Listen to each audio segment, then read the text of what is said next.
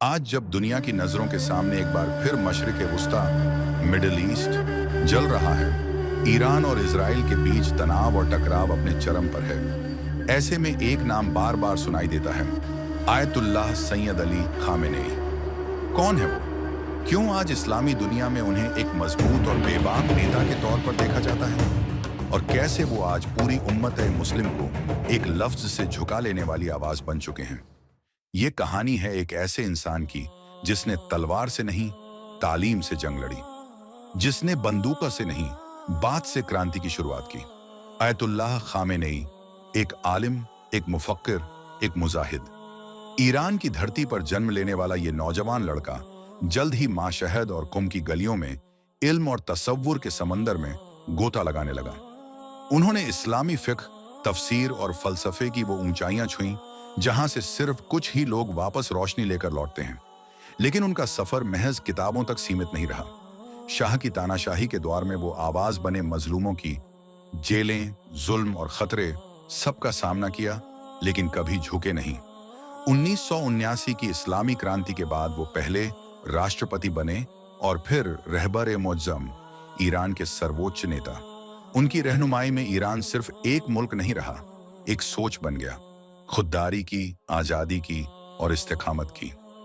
आज जब इस्लामी दुनिया बिखरी हुई नजर आती है तो खामेनेई की आवाज एकता का पैगाम देती है। जब मजलूमों पर बम गिरते हैं तो वो सबसे पहले आवाज उठाते हैं। फिलिस्तीन सिर्फ एक इलाका नहीं, वो इस्लामी जमीर का हिस्सा है। वो इजराइल को एक काबिज और गैर कानूनी सत्ता कहते हैं और पश्चिमी दबावों के सामने कभी नहीं झुकते। उन्होंने पूरी दुनिया को बताया कि अगर कोई मुल्क अपने पैरों पर खड़ा हो तो वो न मजहब छोड़ता है, न मजलूमों को। आज उनका नाम सिर्फ ईरान तक सीमित नहीं, Lebanon, Iraq, Syria, Yemen, Pakistan, Bharat, जहां भी इंसाफ और इज्जत की बात होती है, वहां खामेनेई की सोच जिंदा मिलती है। वो सिर्फ एक नेता नहीं, एक लहर है जो मजहब, जुबान और सरहद से आगे निकलकर इंसाफ और हक की बात करता है। आयतुल्लाह खामेनेई एक आवाज जो दबाई नहीं जा सकती, एक रहबर जो सिर्फ कौम नहीं, कौमों को उठाता है। ईरान इस्लामी संघर्ष के बीच अमेरिकी राष्ट्रपति डोनाल्ड ट्रंप ने अपने एक बयान में कहा है कि हम अभी के लिए आयतुल्लाह अली खामेनेई को मारने नहीं जा रहे। कुछ दिनों पहले भी ऐसे खबरें आई थी कि रफ्तार ट्रंप के साथ खामेनेई को मारने से जुड़ी एक ठोस योजना फैल रहती है, पर ट्रंप ने इसे हरी झंडी नहीं दी। ऐसे में इसराइल के सैन्य और खुफिया अभियानों के पैटर्न और ट्रंप के ताज़ा बयान को मिलाकर देखी तो इस बात पर यकीन करना मुश्किल हो जाता है कि ईरान के सर्वोच्च नेता के पद पर बैठे आयतुल्लाह अली खामेनेई पर संकट के बादल नहीं मंडरा रहे। सवाल है कि आयतुल्लाह अली खामेनेई इतने महत्वपूर्ण है क्यों, और कैसे उन्होंने जेल की कोठरी से देश के सर्वोच्च नेता तक का सफर तय किया। तो खामेनेई का जन्म 1939 में ईरान के उत्तर पूर्वी शहर मशहद में हुआ था। अपने पिता की तरह ही वो भी मौलवी बनना चाहते थे। इसके धार्मिक शिक्षा हासिल करने के बाद महज 11 साल की उम्र में वो मौलवी बन गए।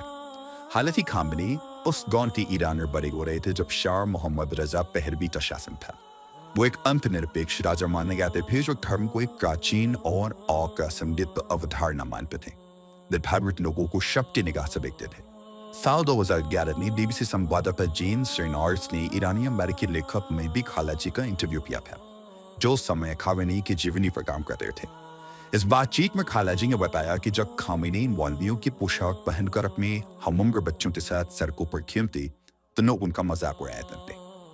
वो यह भी बताते हैं कि अपने शुरुआती वर्षों में खामेनेई को सिगरेट और पाइप पीना पसंद था, जो एक धार्मिक व्यक्ति के लिए अपनी इच्छाकृत असामान्य आदत मानी जाती थी। जैसे जैसे खामेनेई बड़े होते रहे, शाह शासन के प्रति उनकी नाराजगी और विरोध बढ़ता गया।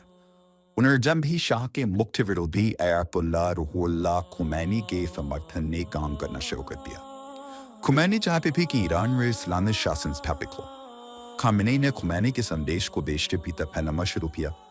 इसी प्रयास में उन्हें 6 बार गिरफ्तार भी किया गया और वो जेल भी गए। फिर आया 1989, शाह की सत्ता गिर और आयतुल्लाह रुहुल्लाह खुमैनी ने पेरिस से लौटकर ईरान में इस्लामिक गणराज्य की स्थापना की। खामेनेई बहुत कम समय में खुमैनी के सबसे करीबी सहयोगी व शामिल हो गए। इसी साल तेहरान ने अमेरिकी दूतावास पर कब्जे की घटना में भी खामेनी ने अहम भूमिका निभाई। बाद में अली खामेनी को देश का उप रक्षा मंत्री नियुक्त किया गया। इस दौरान उन्होंने इस्लामिक रिवोल्यूशनरी गार्ड कोड यानी IRGC को संगठित करने में अहम योगदान दिया। 2 साल बीते थे कि 1981 में खामेनी पर एक जानलेवा हमला हुआ। खामेनी एक न्यूज कॉन्फ्रेंस को संबोधित कर रहे थे कि तभी उनके नजदीक रखे एक टेप रिकॉर्डर में ब्लास्ट हुआ। इस विस्फोट में खामेनी का बायां हाथ पैरालाइज हो गया और एक घंटे में उनकी क्षमता भी प्रभावित हुई। खामेनी अपने उस चोट से उबरी रहे थे जो उन्हें ईरान का अगला राष्ट्रपति चुन लिया गया। 1981 से अगले 7 फरवरी 311 दिनों तक वो देश के राष्ट्रपति पद पर रहे। उनके राष्ट्रपति कार्यकाल के दौरान ही इराक के तत्कालीन शासक सद्दाम हुसैन ने ईरान पर हमला कर दिया, जिसके बाद दोनों देशों के बीच 8 साल लंबी और विनाशकारी जंग छिड़ गई। इस जंग के दौरान खामेनी ने कई अहम फैसले किए और रणनीतिक मोर्चों पर सक्रिय भूमिका निभाई। फिर आया सन 1989।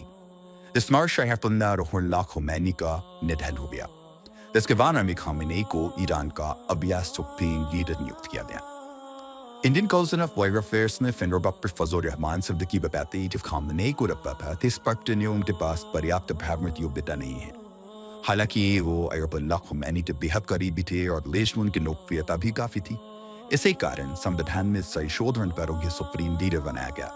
बीते 3.5 दशक से भी ज्यादा समय से ईरान के सर्वोच्च नेता के पद पर काबिज अयतुल्लाह अली खामेनी से जुड़े कई विवाद समय समय पर सामने आते रहे, जैसे देश व विरोध की आवाजों को दबाना, पत्रकारों को प्रताड़ित करना, साहित्यकारों की रचनाओं पर सेंसरशिप न लाना, मानवाधिकारों का हनन और कट्टरपंथ को बढ़ावा देने जैसे आ रही, जिनके चलते खामेनी अक्सर सबानों के घेरे में रही है। साल 2022 में महसा अमीनी की मौत के बाद ईरान ने भारतीय विरोध प्रदर्शनों को सख्ती से कुचलने में भी उनकी संदिग्ध भूमिका बताई जाती है।